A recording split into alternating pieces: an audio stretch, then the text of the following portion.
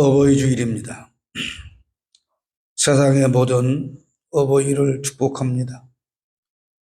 자녀를 둔 부모뿐 아니라 모든 가족 공동체에 하나님의 은총이 가득하기를 축복합니다. 하나님께서 세상 만물을 창조하시고 마지막 날에 사람을 창조하셨습니다.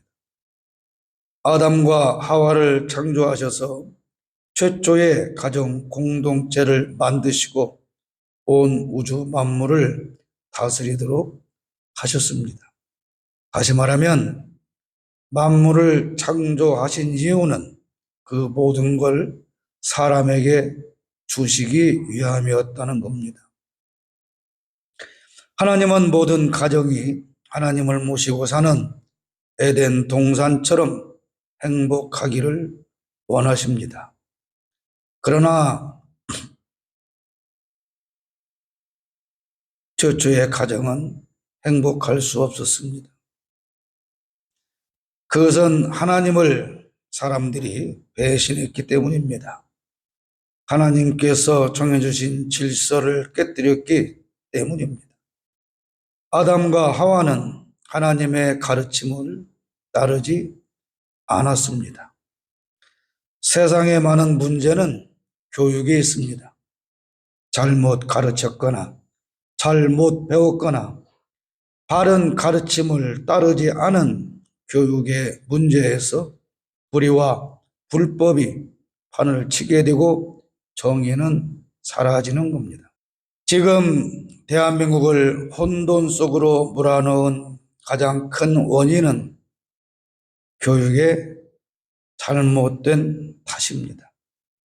조이대의 사법 쿠데타로 불리는 사건은 머리 좋고 공부 잘해서 판사된 사람들의 비뚤어진 선민의식과 엘리트 의식을 적나라하게 보여준 사건입니다. 자신이 모든 걸 다 결정할 수 있고 그 결정에 모든 국민은 다 따라야 한다는 오만 방자함이 스스로 자신들의 무덤을 파는 결과를 초래하게 된 것입니다. 14살짜리 여중생을 임신시킨 40대 남자에게 서로 사랑하는 관계였다면서 무죄를 선고한 판사가 바로 그 똑똑한 조희대입니다. 지금까지 대법원에서 확정한 판결에 국민이 따랐던 것은 그 모든 판결이 다 공정하고 정의롭기 때문이 아닙니다. 때로는 억울하고 부당하다고 생각하지만 더 할 수 있는 방법이 없기 때문에 그냥 따를 수밖에 없었던 것입니다. 검사 윤석열은 검찰 개혁의 필요성을 절감하게 했고 조희대 대법원장은 사법개혁의 필요성을 이끌었으며 그렇게 개혁될 것입니다.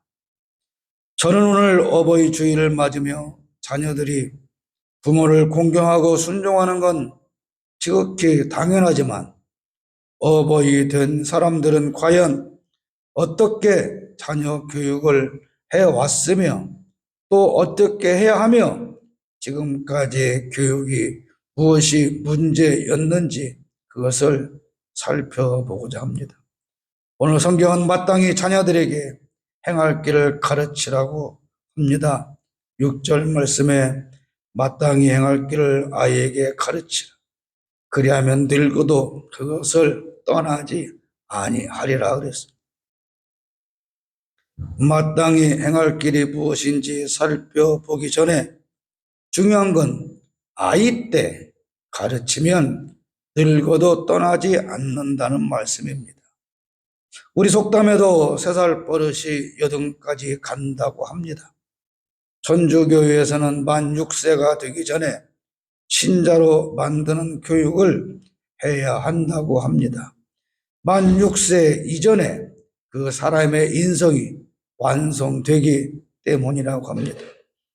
우리가 볼 때 도저히 이해할 수 없는 행동을 그치지 않는 사람을 보면서 인간은 절대로 변하지 않는다고 합니다. 바로 어려서부터 인성 교육이 없었거나 잘못됐기 때문입니다. 아이가 태어나면 우리말도 배우기 전에 영어 교육을 합니다. 인성이 어찌 되는 건 상관없이 그저 영재로 키우면 그 아이는 성공할 것으로 생각을 합니다. 조기 영어 교육이 영재를 만드는 것도 아닌데 말입니다. 무조건 남들보다 먼저 배워야 하고 남들이 모르는 걸 먼저 알아야 합니다. 모든 공부는 오직 더 좋은 상급 학교로 가기 위한 수단이 됩니다. 그렇게 오직 공부만 잘해서 남들보다 앞서 나간 사람들이 지금 대한민국을 망쳐 놓았습니다. 공부 잘해서 고위직에 앉았지만 나라를 위하지 않습니다. 어떻게 하면 가장 높은 자리에 오를까만 생각을 합니다. 그래서 자기를 더 높은 자리로 끌어줄 사람에게 충성하는 것입니다. 약자의 피를 빨아서 배 채운 작자들이 정치판에 나와서 하는 소리가 약자와 동행하겠다는 겁니다. 불법과 불의를 통해 부자된 부모로부터 그 재산을 물려받은 작자들이 검사가 되고 판사가 되어서 제 부모와 똑같은 수법으로 배를 채우면서 하는 말이 공평하고 정의롭게 법을 집행하겠다고 하는 겁니다. 그러면서 또 제 자식들 불법으로 높은 자리에 앉히고 불법을 동원해서 돈벌이를 하게 합니다. 이런 삶을 위해서 그런 자들을 보며 부러워서 그게 성공이라고 생각하는 부모들이 인성 교육 없이 어린 자녀를 오직 공부만 아는 영혼 없는 인간으로 만들고 있는 겁니다.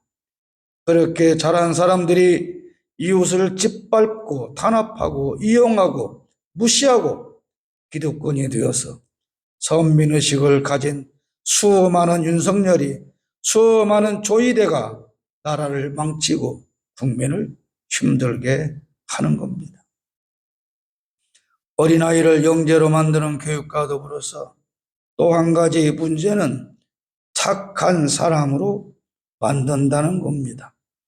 영재 교육은 그렇다 치고 착한 사람으로 만드는 게 잘못이냐고 항변하실 분이 많이 있을 겁니다. 부모가 아이에게 하는 말 가운데 착한 사람이 되어야 한다.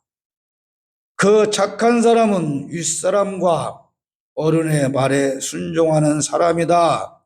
어른들의 말씀에는 무조건 순종해야 한다. 그게 착한 사람이다.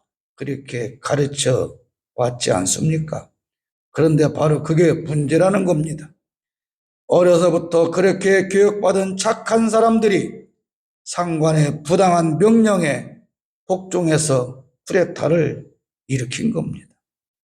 어려서부터 윗사람의 말에 순종하는 착한 사람이 되어야 한다고 배웠기 때문에 윗사람의 부당한 명령에 불복종해서 나쁜 사람이 될 용기가 없는 겁니다. 문제는 착한 사람이라는 기준이 잘못됐다는 것이죠. 착한 사람은 윗사람에게 무조건 순종하는 게 아니라 옳고 그름을 분별하는 사람이라고 가르쳐야 합니다. 착한 사람은 복종하는 사람이 아니라 정의로운 사람이어야 합니다. 착한 사람은 아닌 것은 아니라고, 옳은 것은 옳다고 말할 수 있는 용기를 가진 사람이어야 합니다.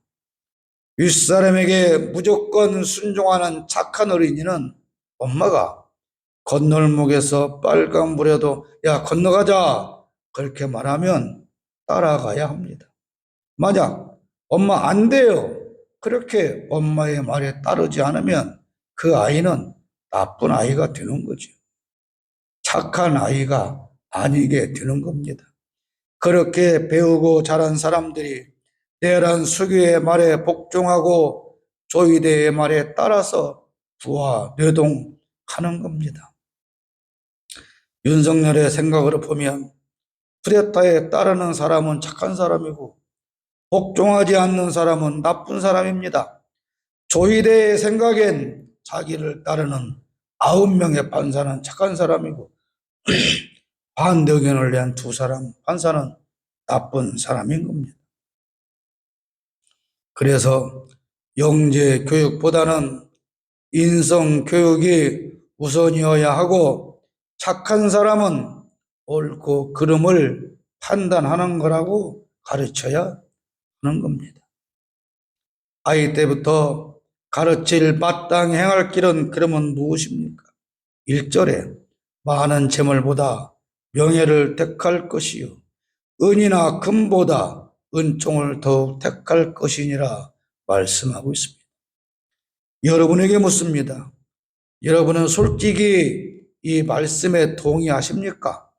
재물과 명예 중 한 가지만 고르라면 여러분은 과연 명예를 고르겠습니까?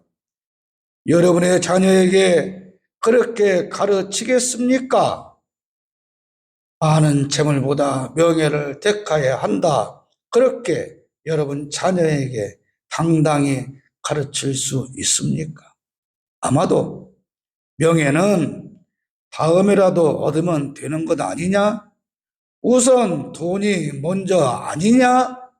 돈 있으면 당연히 명예도 따라오는 것이다. 그러니 우선 돈이 중요한 것 아니냐? 그렇게 하지 않을까요? 그럼 생각해 보십시오. 재물을 선택한 김건희 가족에게 명예가 따라왔습니까? 그렇지 않습니다.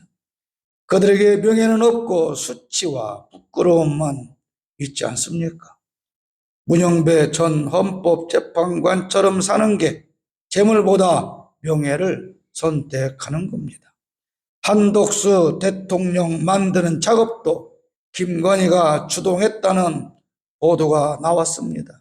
그 일의 맨 앞에도 목사가 있습니다. 그러나 한덕수는 어젯밤에 나라가 버리고 말았지 않습니까? 그렇게 돈 아까운 사람이 대통령 후보 되려고 당에 입당하면서 10,000원이나 당비를 냈다는데 아까워서 어쩔지 모르겠습니다. 하나님께서 여러분에게 나타나셔서 돈을 줄까? 은총을 줄까? 그렇게 물으시면 여러분은 은총을 주십시오. 그렇게 말씀하실 수 있습니까? 우리가 명예를 위해 살면 그렇게 사는데 필요한 재물은 하나님께서 당연히 다 주십니다.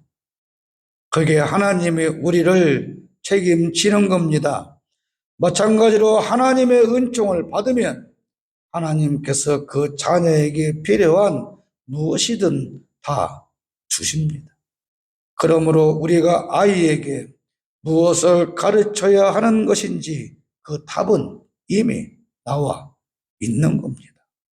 영재를 만들더라도 명예를 얻기 위한 영재로 만들어야 합니다. 부자가 되기 위한 영재로 만들면 안 된다는 겁니다. 부자가 되더라도 하나님의 은총으로 된 부자여야 합니다. 우리는 그렇게 자녀를 교육해야 합니다. 그것이 마땅히 행할 길을 아이 때부터 가르치는 겁니다. 또 마땅히 행할 길은 이웃을 사랑하는 거라고 2절에 말씀하고 있습니다. 가난한 자와 부한 자가 함께 살거니와 그 모두를 지으신 이는 여호와이시니라. 부자는 복받은 자고 가난한 자는 저주받은 자가 아니다. 그런 뜻입니다.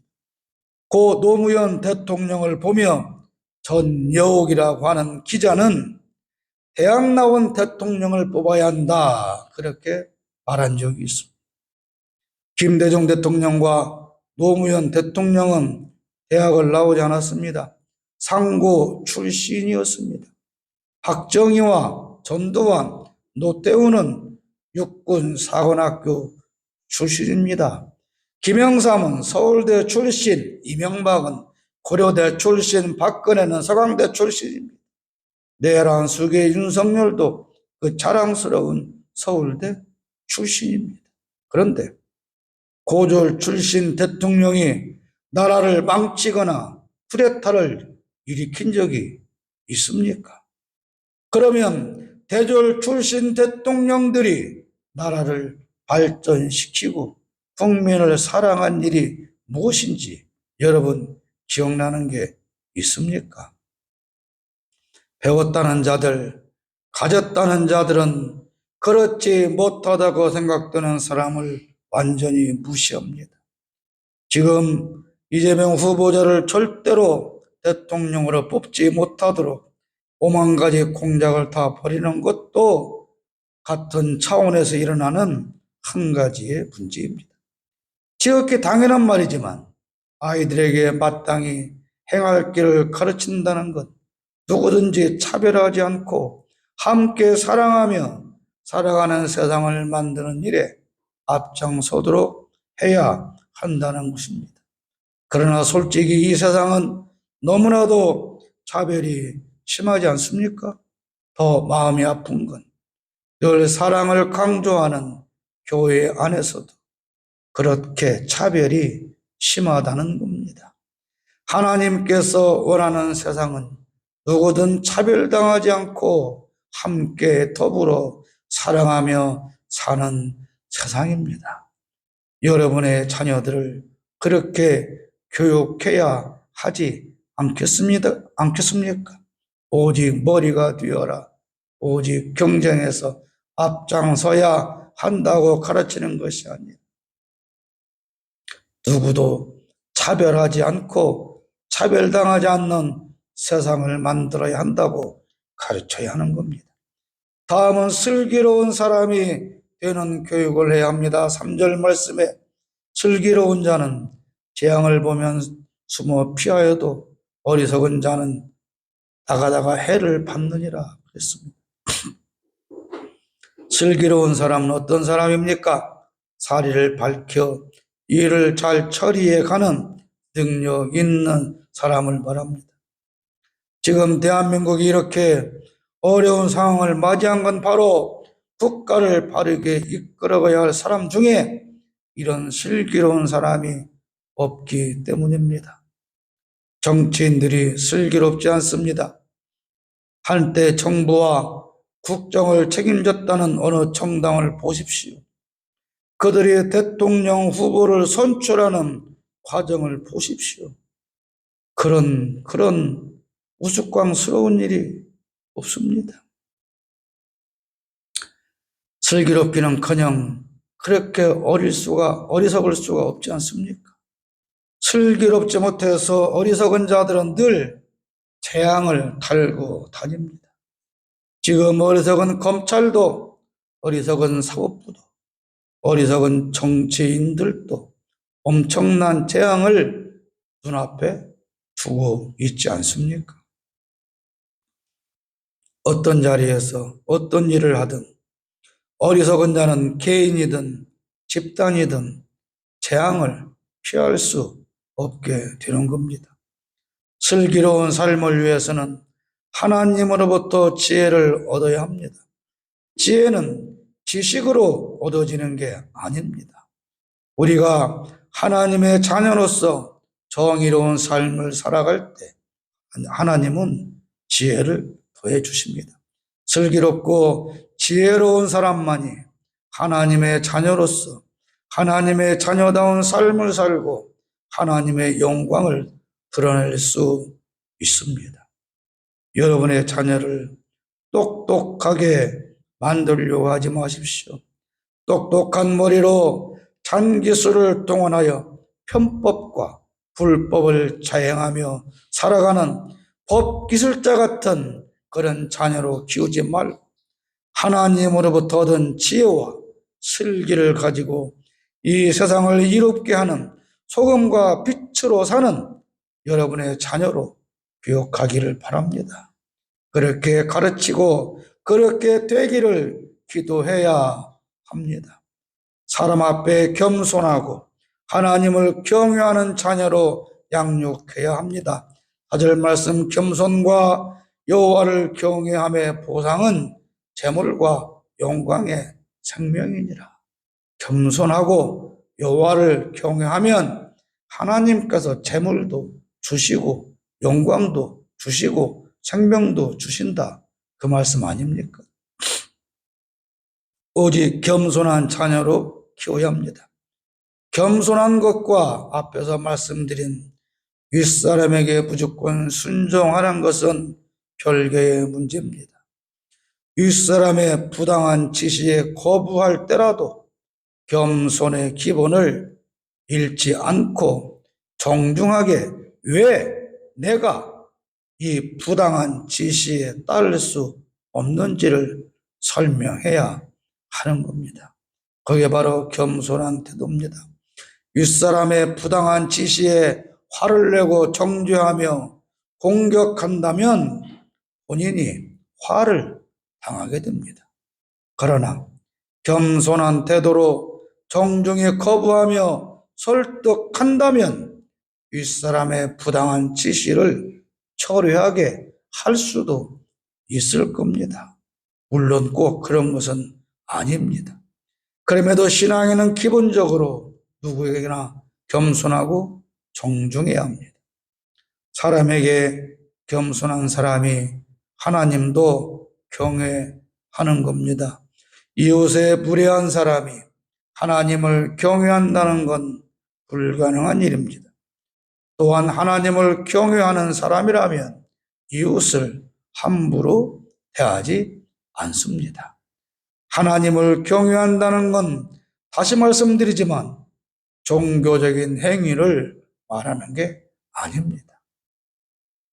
아무리 거룩한 자세로 예배해도 하나님을 아버지로 인정하지 않고 하나님이 내 편인 걸 믿지 않고 하나님의 말씀을 행동으로 실천하지 않는다면 그것은 하나님을 경외하지 않는 겁니다. 사람에게 겸손하고 하나님을 경외하는 사람은 당연히 재물과 영광과 생명으로 하나님께서 보상해 주십니다. 하나님의 약속입니다. 여러분의 자녀에게 정의로운 삶을 가르쳐야 합니다. 5절 말씀, 패역한 자의 길에는 가시와 올무가 있거니와 영혼을 지키는 자는 이를 멀리하느니라. 패역은 도리에 어긋나고 순리를 거스리는 것입니다. 인성교육에서 중요한 건 인간의 도리와 순리에 따라 살아야 하는 걸 가르치는 겁니다. 도리와 순리를 거슬러서 법을 어기고 다른 사람을 해롭게 하고 피해주면서 자신만을 위해서 이기적인 삶을 살면서도 양심의 가책조차 없는 사람들은 그 사람들에 의해서 공동체가 망가지고 있는 겁니다. 이 모든 일에 잘못된 교육으로 나타나는 결과입니다. 그러나 이런 인성을 파괴하고 약육강식의 사회를 만들어가는 잘못된 교육은 더욱더 심화되어 가고 있습니다. 아이들의 문제가 아니고 아이 교육을 잘못하는 부모의 문제인 것이고, 이런 교육의 결과로 가장 큰 피해를 보는 건 오히려 아이들입니다. 그렇게 자란 아이들이 사는 세상은 더욱 불공정하고 정의는 사라질 것이기 때문에 그렇습니다. 어버이 주일입니다. 부모의 행복은 자식의 성공을 보는 겁니다. 그러나 그 성공의 가치가 무엇인지는 부모의 교육에 따라 달라집니다. 우리는 더 나은 세상을 자녀들에게 물려주기를 원합니다. 그러나 더 나은 세상을 물려줄 책임은 부모에게 있는 겁니다. 모든 부모가 자기 자녀를 엘리트와 영재로만 키운다면 막상 저들이 살아갈 세상은 더욱 불공정한 세상이 되고 비상계엄과 같은 대란은 반복될 것입니다. 부모된 자의 책임은 자녀를 바르게 교육하는 것입니다.